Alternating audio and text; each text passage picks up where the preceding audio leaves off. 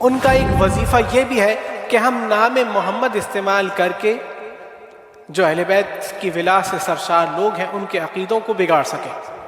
اور جو آنے والی حکومت ہے کہ جو آنے کے لیے ایک سہارا لے رہی ہے وہ اہل بیت کے نام کا سہارا ہے۔ جو افراد اہل بیت کا نام استعمال کر رہے ہیں ان کی نیت، ان کا مقصد کچھ اور ہے، اپنی حکومت کی بنیادوں کو مضبوط کرنا چاہتے ہیں،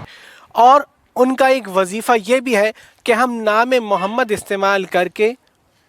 جو اہل بیت کی ولا سے سرشار لوگ ہیں ان کے عقیدوں کو بگاڑ سکیں۔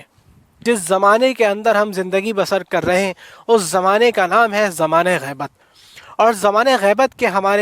کے درمیان زمانہ غیبت کے حوالے سے ہمارے سامنے امام جعفر صادق علیہ السلام کی سے منقول ایک روایت ہمارے سامنے آتی ہے۔ وہ روایت کیا ہے کہ جس میں امام جعفر صادق علیہ السلام یہ فرماتے ہیں کہ اگر کوئی شخص شب جمعہ سورہ مبارکہ بنی اسرائیل کی تلاوت کرے تو اللہ اس شخص کو اس وقت تک موت نہ دے گا کہ جب تک وہ امام زمانہ کے ظہور کے وقت کو درک نہ کر لے۔